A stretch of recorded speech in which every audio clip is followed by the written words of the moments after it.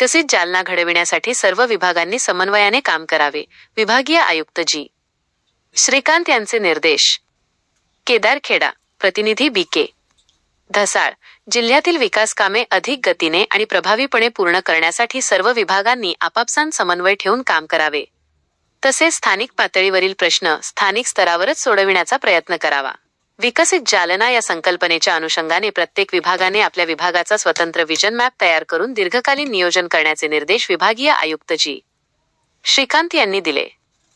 जिल्हाधिकारी कार्यालयातील जिल्हा नियोजन समितीच्या सभागृहात आयोजित जिल्हास्तरीय आढावा बैठकीत ते बोलत होते.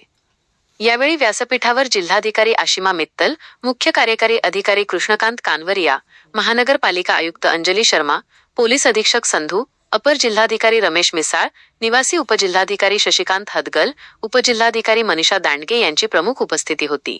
बैठकीच्या सुरुवातीला जिल्हाधिकारी आशिमा मित्तल यांनी सादरीकरणाद्वारे जिल्ह्यातील विविध विभागांच्या सद्यस्थितीची सविस्तर माहिती दिली. बैठकीतील महत्त्वाचे मुद्दे आणि विभागीय आयुक्तांचे निर्देश.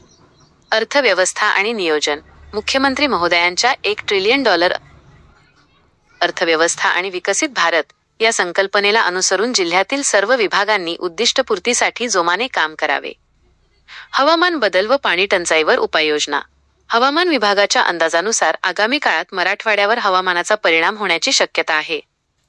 या पार्श्वभूमीवर कृषी, पशुसंवर्धन आणि पाणीपुरवठा विभागांनी आतापासूनच योग्य नियोजन करावे.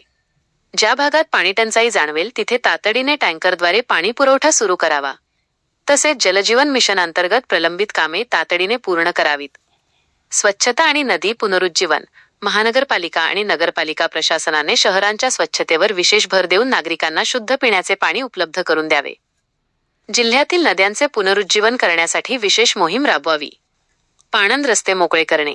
शेतकऱ्यांच्या सोयीसाठी पाणंद रस्ते मोकळे करण्याचे काम महसूल आणि पोलीस विभागाने समन्वयाने करावे. यासाठी आवश्यकतेनुसार पोलिसांची मदत घ्यावी. महिला सक्षमीकरण. लखपती दीदी. महिलांच्या आर्थिक सक्षमीकरणासाठी लखपती दीदी अभियानाचे उद्दिष्ट वेळेत पूर्ण करावे. स्वयंरोजगार बचत गट आणि कौशल्य विकास योजनांमध्ये महिलांचा सहभाग वाढविण्यावर भर द्यावा. कायदा व सुव्यवस्था आणि कठोर कारवाई. जिल्ह्यातील कायदा व सुव्यवस्था अबाधित राखण्यासाठी पोलिसांनी प्रभावी नियोजन करावे. शांतता भंग करणाऱ्यांवर कठोर कारवाई करून गरज भासल्यास त्यांना तडीपार करण्याचे धाडसी पाऊल उचलावे. प्रशासनाने चांगल्या नागरिकांचे संरक्षण आणि चुकीच्या प्रवृत्तींना चाप लावण्याची भूमिका ठेवावी. प्रलंबित विषय आणि पूर्वतयारी. प्रत्येक विभागाने राज्यस्तरावर प्रलंबित असलेल्या विषयांची स्वतंत्र माहिती तयार ठेवावी. शासनाकडून जिल्ह्याच्या विकासासाठी कोणताही प्रस्ताव मागविण्यात आल्यास तो तत्काळ सादर करता येईल अशी पूर्वतयारी ठेवावी. सर्व अधिकारी आणि कर्मचाऱ्यांनी स्वतःची व कुटुंबाची स्वगणना पूर्ण करून घ्यावी असे आवाहनही त्यांनी यावेळी केले. जिल्ह्याच्या सर्वांगीण विकासासाठी जिल्हा प्रशासन, स्थानिक स्वराज्य संस्था आणि विविध विभागांनी एकत्रितपणे काम करून विकसित जालनाचे उद्दिष्ट साध्य करावे पेक्षा जास्त जी. श्रीकांत. विभागीय आयुक्त